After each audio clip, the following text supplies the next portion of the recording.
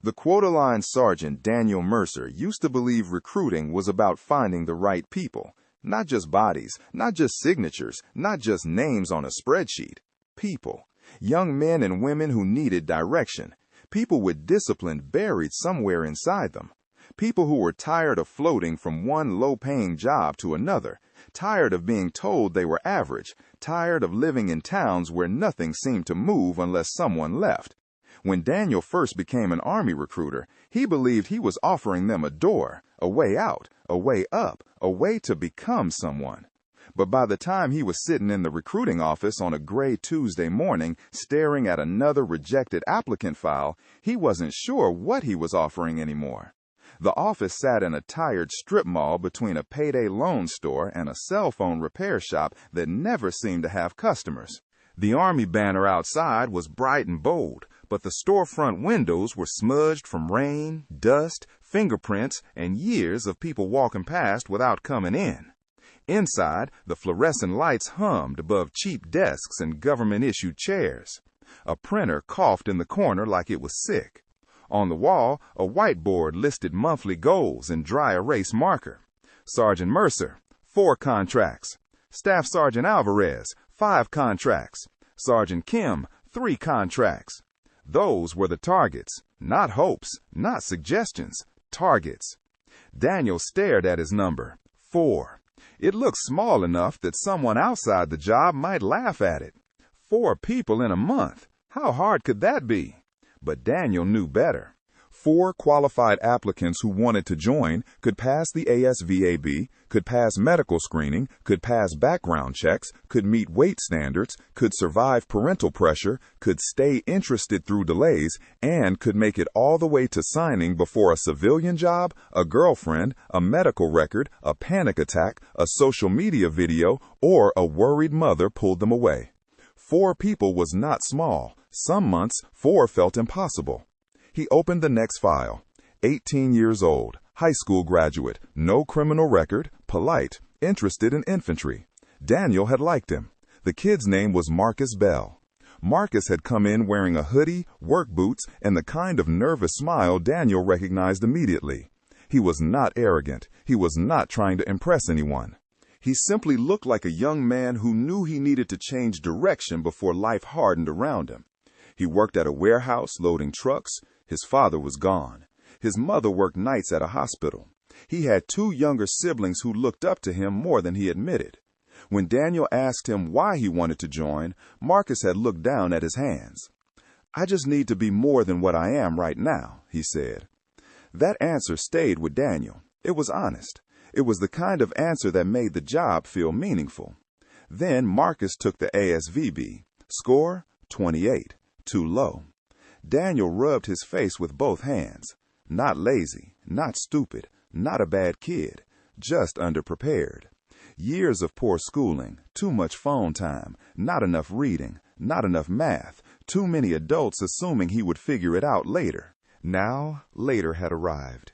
And later had a test. Daniel closed the file and placed it in the red pile. The red pile was getting taller. Across the room, Staff Sergeant Alvarez looked up from his computer. "Another one?" Daniel nodded. "A SVAB." Alvarez leaned back, chair squeaking under him. "That makes what, 4 this week?" "5, Daniel said. Alvarez laughed once, but there was no humor in it. 5 kids who actually showed up and still couldn't get through the front door. Daniel didn't answer. He looked back at the whiteboard. 4 contracts. The month was almost half over. He had 0. Alvarez was older than Daniel by about 7 years, with tired eyes and a permanent coffee cup in his hand.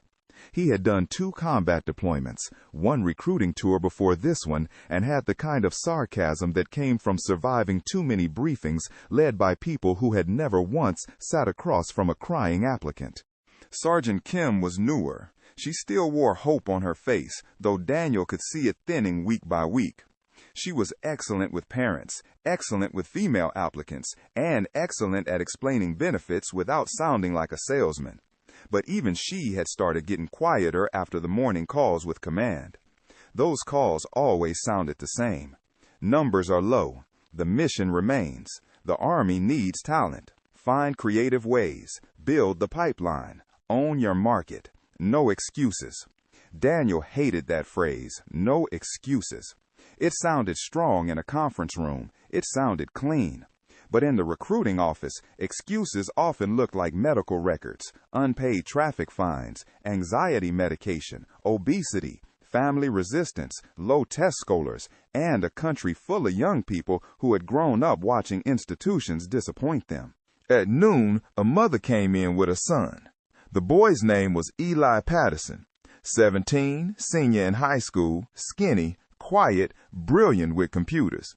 He had taught himself Python, built his own gaming PC, and knew more about cybersecurity than most adults Daniel had met. Daniel saw potential immediately. Not infantry, not artillery.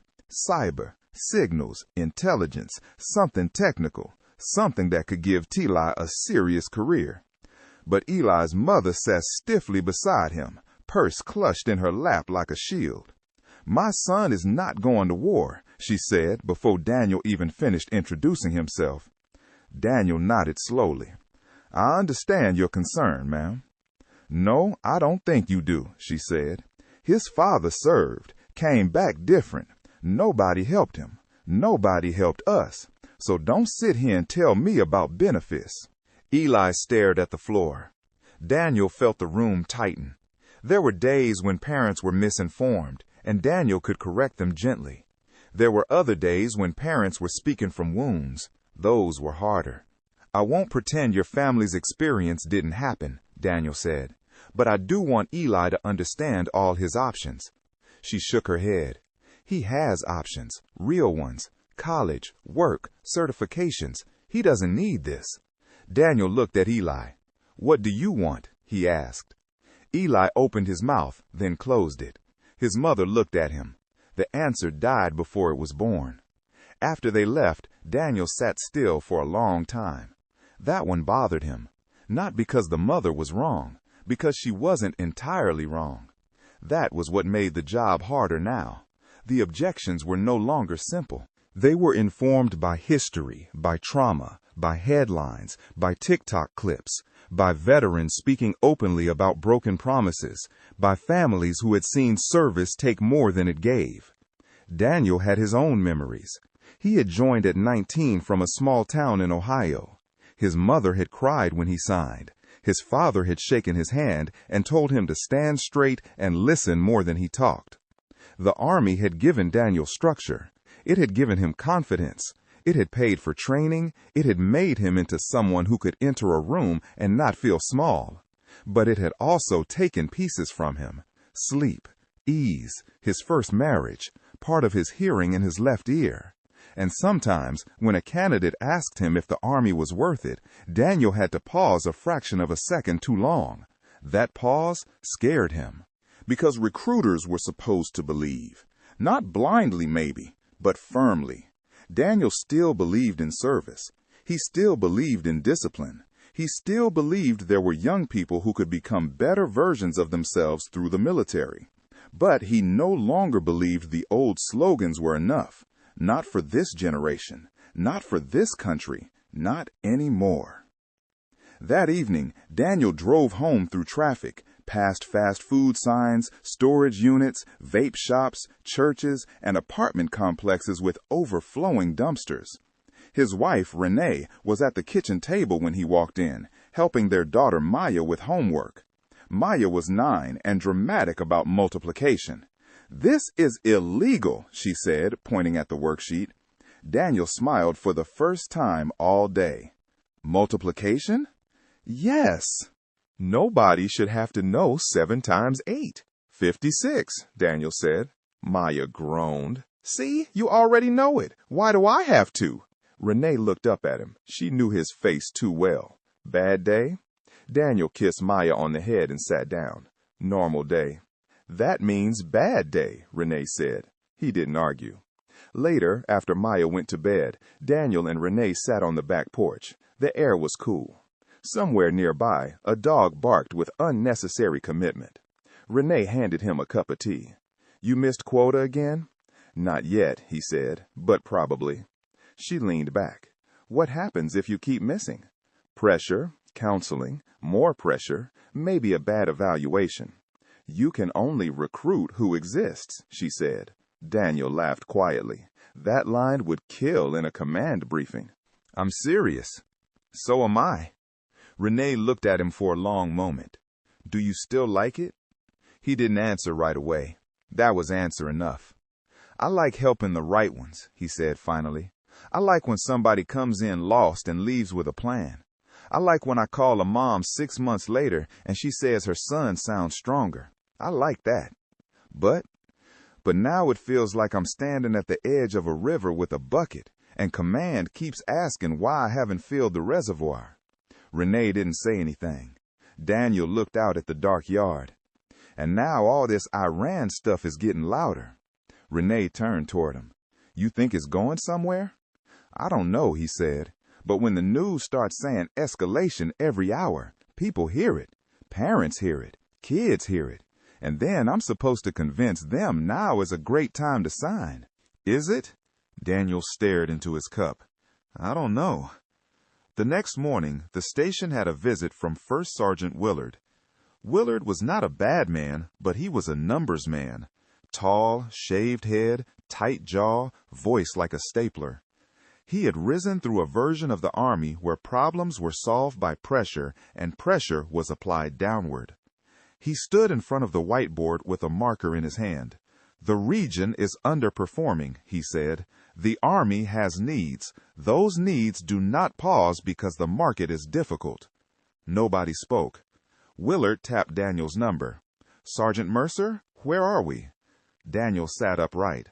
I have 8 in active pipeline, 2 pending ASVAB retest, 1 medical waiver, 1 parental objection, 2 waiting on documents, and 2 scheduled for MEPS.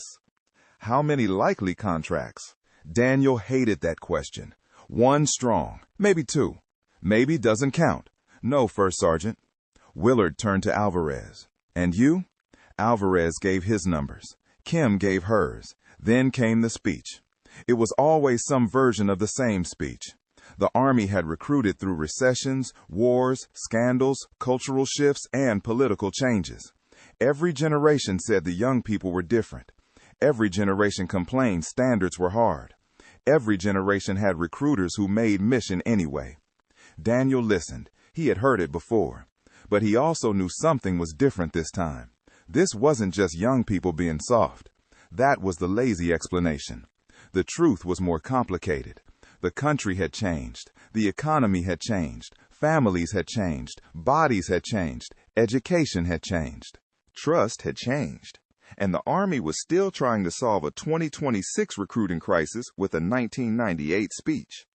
After the briefing, Willard asked Daniel to stay behind. You're one of my better recruiters, he said. Daniel didn't respond. But your numbers don't show it right now. I know. What's going on? Daniel considered giving the safe answer, working harder, expanding outreach, following up more aggressively. Instead, he told the truth. The pool is thin. The ones who are interested often don't qualify. The ones who qualify often have better options. Parents are pushing back harder. Medical history is knocking people out.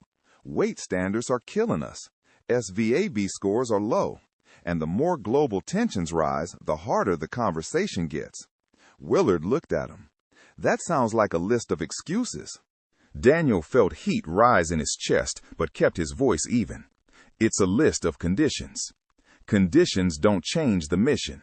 No, First Sergeant, but they do affect how realistic the mission is. The room went quiet. Willard's eyes narrowed slightly. You getting cynical, Mercer? Daniel looked at the whiteboard. I'm getting accurate. For a moment, he thought he had gone too far. Then Willard capped the marker. Accuracy doesn't get contracts, he said. Daniel left the room with that sentence sitting heavy on his back. Accuracy doesn't get contracts. Maybe not, but lies did. Half-truths did. Pressure did. Over-promising did. Daniel had seen recruiters cross lines before. Not always dramatic lines, small ones, softening the truth about job availability, making deployment sound unlikely. Talking around the reality of military life. pushing a kid to sign before speaking with family. Daniel had always told himself he would not become that kind of recruiter. But every missed quota made the line move closer. That afternoon, Marcus Bell came back, the warehouse kid with the low ASVAB score. He stood in the doorway, hoodie pulled tight, looking embarrassed. "Sergeant Mercer?" Daniel looked up. "Marcus, come in." Marcus sat down slowly. "I know I failed," he said. "You didn't fail as a person. You scored below the requirement." Marcus gave him a look. "That sounds like recruiter talk." Daniel smiled faintly. "Maybe, but it's true." Marcus rubbed his palms on his jeans. "Can I take it again?" "Yes." "How do I pass?" Daniel leaned forward. "You study. Seriously. Not for 2 nights. Not while scrolling your phone. You need math review, word knowledge, paragraph comprehension. I can give you resources, but you have to do the work." Marcus nodded. "I'll do it." Daniel studied him. "Why infantry?" Marcus shrugged. "I don't know. Seems simple." "It's not simple." "I mean, I'm not a computer guy. I'm not trying to sit behind a desk." Daniel nodded. "There's nothing wrong with wanting combat arms, but don't pick it because you think you're not good enough for anything else." Marcus looked away. That had landed. "My teachers always said I wasn't academic," he said. "Maybe you weren't taught well. Maybe you didn't care then. Maybe both. But don't let an old label choose your future." Marcus was silent. Daniel saw something in him that reminded him of himself at 19. Not the same background, not the same personality, but the same hunger. The hunger to become solid. "Come in twice a week," Daniel said. "We'll work through practice questions." Marcus looked surprised. "You do that?" Daniel almost laughed. "That is literally my job." "No, I mean, actually help." Daniel didn't know what to say to that, so he just said yes. For the next 3 weeks, Marcus came in every Tuesday and Thursday evening. He was not naturally strong in academics, but he tried. Daniel watched him struggle through fractions, vocabulary, mechanical comprehension. Sometimes Alvarez joined in. Sometimes Kim brought printed practice sheets. Marcus showed up tired from warehouse shifts, sometimes smelling like cardboard dust and sweat. But he showed up, and that mattered. Meanwhile, other candidates fell away. The cyber kid, Eli, stopped responding. A young woman named Tasha passed the ASVAB but got delayed for medical records related to past depression treatment. She was angry, then ashamed, then disappeared. A former football player named Jamal wanted to join but was 38 pounds over the standard. Daniel put him on a fitness plan, but Jamal missed 3 weigh-ins and finally admitted he didn't have the discipline yet.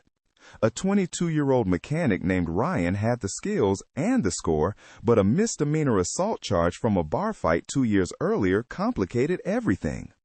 Every case felt like a person. To Command, they were pipeline categories. To Daniel, they were stories unfinished. By the end of the month, he secured 1 contract. 1.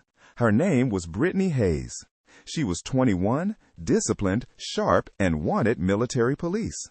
She came from a family of corrections officers and had wanted structure since she was 16. She passed everything cleanly. When she signed, Daniel felt relief so strong it almost embarrassed him. 1 contract. But the board wanted 4. At the end-of-month call, the region was tense. Recruiters sat in little squares on a screen, each face lit by office lighting and silent frustration. Command talked about urgency, readiness, national security, talent competition, new messaging, new outreach, new accountability. Daniel looked at the screen and thought about Marcus struggling with long division after a 10-hour shift. He thought about Eli's mother. He thought about Tasha's medical records. He thought about Jamal avoiding the scale. He thought about Brittany, the one success, and how rare she had felt. Then Colonel Abrams joined the call. That was unusual. When a colonel appeared, it meant the pressure had climbed. Abrams was polished, articulate, and distant in the way senior officers often were when speaking to people living inside the details. "I know the environment is challenging," he said, But the Army does not have the luxury of waiting for ideal conditions. Our adversaries are not waiting. The world is unstable. We are watching developments in the Middle East closely. We are watching Iran. We are watching proxy activity. We are watching threats to regional stability. Recruiting is not separate from readiness. Recruiting is readiness. Daniel sat still. There it was, the thing everyone knew but nobody at the station had said out loud. Recruiting was no longer just about careers. It was about the possibility of a larger conflict. The need was rising at the exact moment the supply was falling. After the call ended, nobody spoke for several seconds. Then Alvarez said, "Well, that was cheerful." Kim didn't laugh. Daniel looked at her. "You okay?" She nodded, but her face said no. "I had a mom yesterday ask me if her daughter would be sent to Iran," Kim said. "Not maybe someday, not hypothetically. She said Iran." "What did you tell her?" Alvarez asked. "I told her no one could predict future assignments." Alvarez nodded. "That's the honest answer." Kim looked down. It didn't feel good. "No," Daniel said, "it doesn't." That weekend, Daniel took Maya to a park. She ran ahead to the swings, her braids bouncing behind her. Renee sat beside him on a bench, watching their daughter pump her legs furiously like she was trying to launch herself into orbit. Daniel's phone buzzed. He glanced at it. News alert. More escalation. Another strike. Another statement. Another warning. Renee saw his face. "Don't," she said. He put the phone away. "I wasn't." "You were." Daniel sighed. "I'm trying." Maya shouted from the swing, "Dad, look how high." He smiled and waved. For a moment, he let himself be only a father, not a soldier, not a recruiter, not a man counting young bodies against a national need. Just a father at a park, watching his daughter fly and come back down. On Monday, Marcus retook the ASVAB. Daniel waited for the score like it was his own. When the result came in, he stared at the screen. Score, 36. Barely enough, but enough. Daniel stood up so fast his chair rolled backward. "Marcus!" Marcus looked terrified. "What?" "You passed." Marcus blinked. "I passed?" "You passed." Marcus covered his mouth with one hand and turned away. For a second, Daniel thought he was laughing. Then he realized Marcus was crying, the kind of quiet crying men try to hide. Daniel gave him a moment. Marcus wiped his face with his sleeve. "Sorry. Don't apologize. Nobody ever told me I could pass anything." Daniel felt something twist in his chest. This was why he stayed, this exact moment. Not the quota, not the speeches, not the slogans. This, a young man discovering he was not as limited as he had been told. But passing the ASVAB was only the first gate. Next came medical, then background, then job selection, then the hardest part, getting him to stay committed long enough to ship. Marcus wanted infantry, but Daniel encouraged him to consider other options too. "Don't just think about who you are now," Daniel told him. "Think about who you want to be at 30. Marcus smiled. "At 30? Man, that's old," Daniel laughed. "I'm 34. "My bad, Sergeant." They looked at available jobs. Infantry was there. So were logistics, maintenance, communications. Marcus kept returning to infantry. "I want to be tested," he said. Daniel studied him. "You will be." "Good." Daniel did not romanticize it. He told Marcus the truth. The training would be hard. The lifestyle would be hard. The Army could give him discipline, but it would also demand pieces of him. He might get good leaders or bad ones. He might find brotherhood. He might also feel lonely. He might serve in peaceful times, or he might not. Marcus listened. Finally, he said, "You trying to talk me out of it?" "No," Daniel said. "I'm trying to make sure you choose with your eyes open." Marcus nodded. "Then I choose it." Daniel entered the selection. For the first time in weeks, the number on the board moved. Sergeant Mercer. 2 contracts. Still short, but not 0. That night, Daniel felt lighter. Renee noticed immediately. "Good day?" Marcus passed. "The warehouse kid?" Yeah, she smiled. That's good. It is. But the good feeling didn't last. 2 days later, Marcus called. His voice sounded different. My mom saw the news, he said. Daniel closed his eyes. What news? You know what news. Iran, protests, military movements, speculation about deployments. Cable news panels talking like war was a weather system forming offshore. She doesn't want me to sign, Marcus said. You already signed. She says I can still back out before I ship. Daniel leaned back in his chair. Technically, Marcus was right. Until shipping, there were still ways for fear, family, or second thoughts to break the process. What do you want? Daniel asked. I don't know. Daniel could have pushed. He could have reminded him of his reasons. He could have turned the conversation toward commitment, duty, courage. Instead, he asked, Are you afraid? Marcus was quiet. Yeah. Good, Daniel said. Marcus sounded surprised. Good? Fear means you understand this is serious. My uncle said only poor kids fight rich men's wars. Daniel had heard that line many times. What do you think? I think, Marcus stopped. I think I don't want to stay here forever. That's honest. But I don't want to die for nothing. Daniel looked across the office at the army posters on the wall. No one does. Did you ever feel like that? Daniel thought about lying, then didn't. Yes. What did you do? I asked myself whether fear was warning me or controlling me. Marcus didn't answer. Daniel continued. You don't have to decide this second, but don't let the news decide for you. Don't let your uncle decide. Don't let your mother decide. Don't let me decide. You need to sit down and decide what kind of risk you're willing to take for what kind of future. Marcus breathed heavily into the phone. That doesn't make it easier. No, Daniel said. It makes it yours. After they hung up, Alvarez walked over. You're too honest sometimes. Daniel looked up. Maybe. You know another recruiter would have closed him harder. I know. You trying to make mission or become a philosopher? Daniel smiled tiredly. At this point, I'd settle for sleeping. The next week brought a different kind of applicant. His name was Preston Vale, 23, college dropout, high ASVAB, clean medical, physically fit, exactly the kind of candidate recruiters prayed for. He wore a fitted jacket, expensive sneakers, and carried himself like someone used to being the smartest person in most rooms.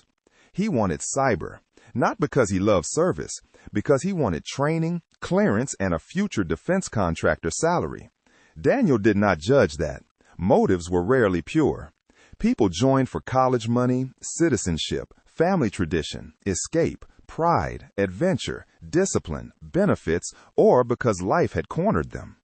Preston was honest about his ambition. I'm not trying to be infantry, he said. No offense. None taken. I want the Army to invest in me. I'll do my contract, get experience, get clearance, and then move private. Daniel nodded. That's a common path. Preston leaned forward. But I need guarantees. Daniel almost smiled. The Army is not built on guarantees. I need cyber, not cook, not mechanic, not random assignment. If the job is available and you qualify, we can reserve it, but availability changes. Preston frowned. That's inefficient. Daniel liked him less with every sentence, but he was qualified, and qualified mattered.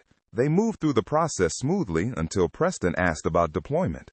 With cyber, I'm not really going anywhere dangerous, right? Daniel paused. There are cyber roles that are stateside.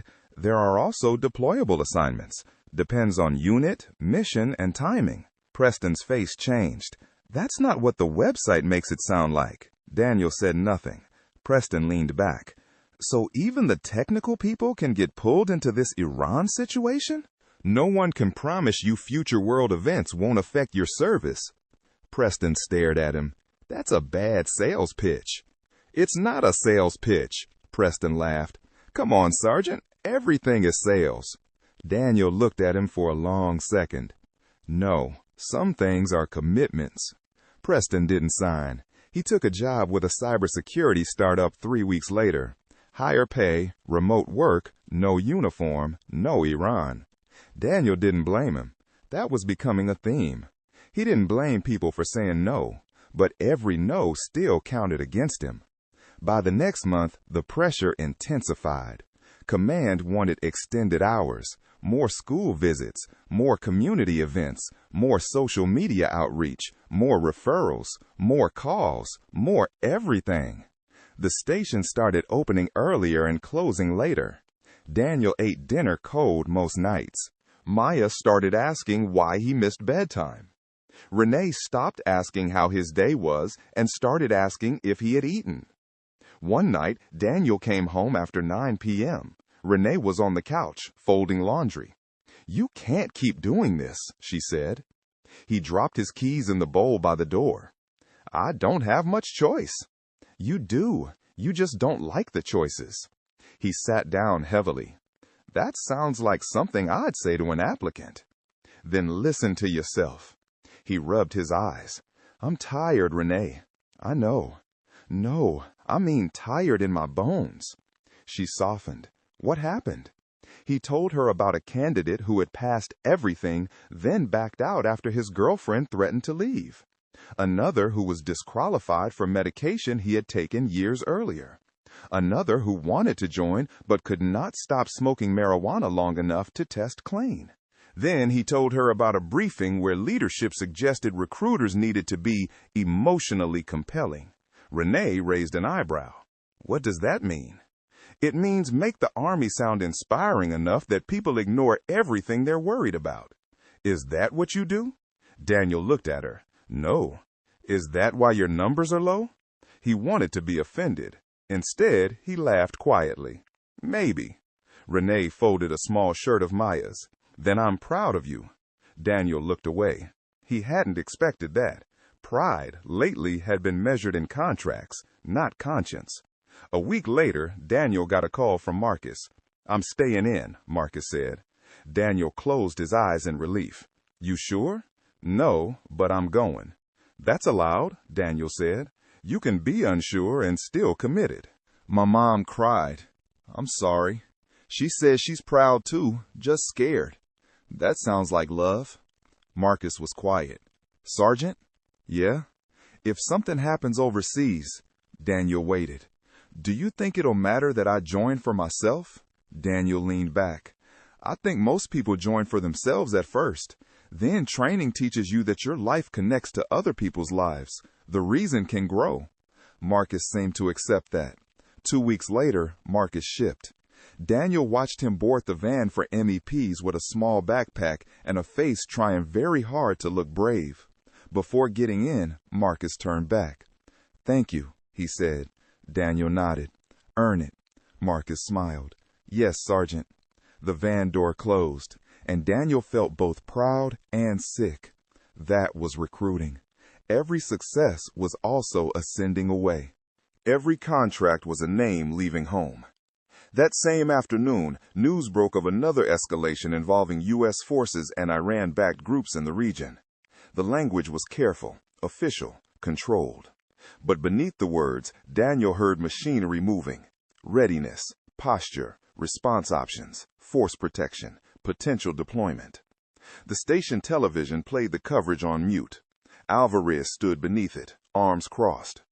"You ever feel like we're recruiting into a storm?" he asked. Daniel watched the silent footage of ships, aircraft, officials at podiums.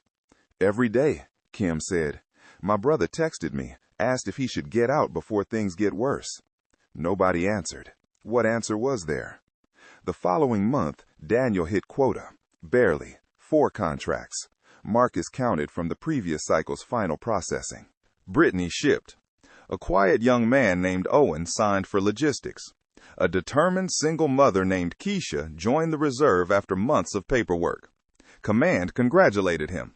Willard clapped him on the shoulder. "See? Mission possible." Daniel smiled because he was supposed to, but he knew the truth. It had taken everything. Every evening, every call, every emotional conversation, every careful walk along the edge between persuasion and pressure.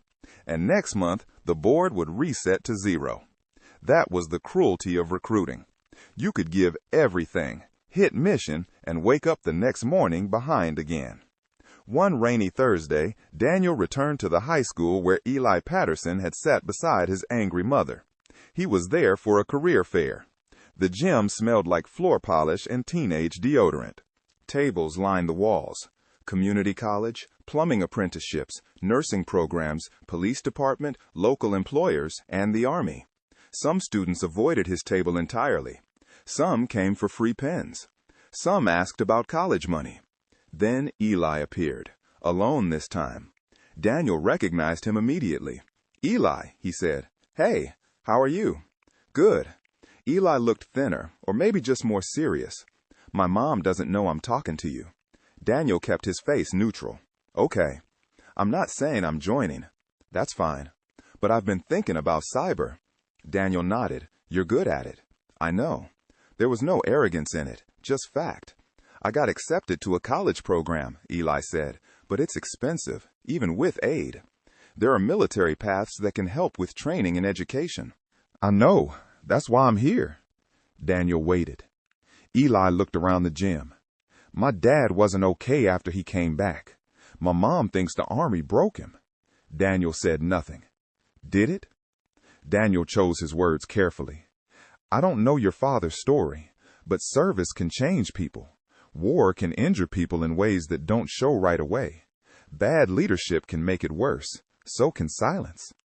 Eli looked at him. "That's not what I expected you to say." "What did you expect? That you'd say everything is better now?" Daniel gave a small, sad smile. "Everything is not better now." Eli nodded slowly. "Then why are you still recruiting?" The question hit Daniel harder than expected. "Because you walked up to the table," he thought. "Because Marcus passed. Because Brittany found her path. Because some people still need a door. Because if honest recruiters leave, dishonest ones remain," he said. "Because some people deserve to hear the truth and still have the option." Eli took that in. "I might come by the office," he said. "I'll be there." Eli walked away. Daniel did not count him as pipeline. Not yet. He had learned not to count hope too early. That night, the president addressed the nation. Daniel watched from the living room with Renee. Maya was asleep upstairs. The speech was measured but serious. It spoke of threats, deterrence, protecting American personnel, holding hostile actors accountable, avoiding wider war while preparing for any scenario. Daniel listened not as a citizen only, but as someone whose daily work sat beneath every sentence. Preparing for any scenario required people who were qualified, people who were willing, people who could run, shoot, repair, code, drive, analyze, lead, obey, endure. People who were increasingly hard to find. Renee reached for his hand. "You okay?" "No." She squeezed his hand. The next morning, 3 applicants canceled. One mother called and yelled at Kim for 20 minutes. Alvarez had a candidate back out by text with only 4 words, "Not dying in Iran." Daniel sat at his desk and stared at his phone. This was the new recruiting environment. Not theoretical patriotism, not poster board courage, real fear, delivered instantly through phones. Every headline became an objection. Every pundit became an influencer. Every overseas event walked into the recruiting office before the applicant did. By lunch, Daniel felt something close to despair. Then Marcus called from basic training. Calls were short and rare. His voice sounded different already. Tired, sharper, alive. "Sergeant Mercer," Marcus said, "I only got a minute." "How are you?" "This sucks." Daniel smiled. "That means it's working." Marcus laughed breathlessly. "I hate running." "You'll hate it less later." "No, I think I'll hate it forever." "That's also possible." There was noise in the background. Marcus lowered his voice. "Hey, I just wanted to say, I passed the first fitness assessment. Barely, but I passed." Daniel closed his eyes. "Good. And I'm helping another guy study for something. Me, helping someone study." Daniel felt his throat tighten. "Look at that." "Yeah," Marcus said. "Look at that." The call ended. Daniel sat still. For one brief moment, the quota disappeared. The politics disappeared. The war talk disappeared. There was only Marcus, once convinced he could not pass anything, now helping someone else. That was not nothing. That was not a slogan. That was real. But reality returned quickly. The next applicant through the door was overweight by 45 pounds. The next had a felony charge. The next had panic attacks documented in medical records. The next wanted to join but could not read well enough to complete the practice test. The next had a parent who threatened to call a lawyer. The next had better options. The next simply stopped answering. Month after month, Daniel lived inside the contradiction. The Army needed people. The country produced fewer eligible people. The world grew more dangerous. The culture grew more skeptical. Command demanded more. Recruiters gave more. Applicants trusted less. Parents feared more. And every morning, the whiteboard waited. One evening, Daniel stayed alone after everyone left. Rain tapped the windows. The strip mall parking lot glowed under orange lights. He opened a blank document on his computer and began typing notes. Not an official report, not something command had requested, but something he needed to write. The problem is not only recruiter effort. He stopped, then continued. The problem is national. Educational decline affects testing. Physical decline affects eligibility. Mental health history affects processing. Distrust affects willingness. Economic competition affects commitment. Foreign policy affects parental support. Military culture affects retention and reputation. Recruiters cannot solve alone what society has spent years creating. He stared at the words. They were true. They were also dangerous.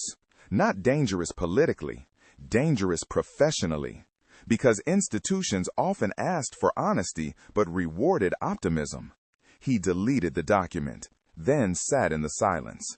His phone buzzed. A message from Willard. Regional push begins Monday. Expect increased mission requirements if situation escalates.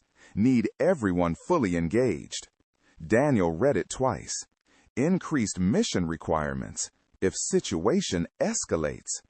He looked at the red pile on his desk, then at the green pile. The green pile was thin, too thin.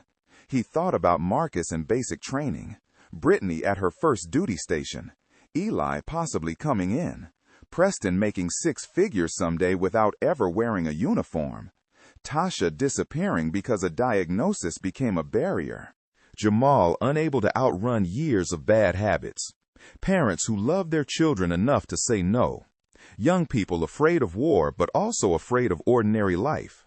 He thought about his daughter upstairs at home, safe in bed, still young enough to think multiplication was the great struggle of life. Then he thought of the boys and girls sitting in classrooms now, scrolling past war headlines between comedy videos and shopping ads, being asked to consider service in a country that had not always considered them. Daniel turned off the office lights. The Army banner outside shifted slightly in the wind. Be all you can be. He locked the door and stood for a moment under the awning, watching rain hit the pavement. He still believed people could become more. He had seen it. Marcus proved it. But he no longer believed becoming more could be sold like a product. Not honestly. Not anymore. The next morning, Daniel arrived before sunrise. He wrote the new month's quota on the board. Sergeant Mercer, 5 contracts. The number looked almost unreal. Alvarez walked in, saw it, and shook his head. They raised it? Daniel nodded. Kim came in after him, coffee in one hand, phone in the other. More news overnight, she said quietly. Nobody asked what kind. They already knew. For a while, the 3 of them stood in front of the whiteboard. 3 recruiters. 15 contracts between them. An unstable world outside. A shrinking pool inside. Finally, Alvarez said, "Another day." Daniel picked up a marker and uncapped it. Another day. Then the phone rang. Daniel answered in the voice he had trained himself to use. Calm, professional, steady. Army Recruiting Station, this is Sergeant Mercer. How can I help you? On the other end, a young man cleared his throat. Yeah, I was thinking about joining, but I got some questions. Daniel sat down slowly. Outside, the rain had stopped. Inside, the whiteboard waited. And somewhere far beyond the strip mall, beyond the schools, beyond the parents, beyond the anxious applicants and the command briefings and the news alerts, the world kept moving toward whatever came next. Daniel looked at the empty line on his intake form. Name. He picked up his pen. Start with your first question, he said. I'll tell you the truth.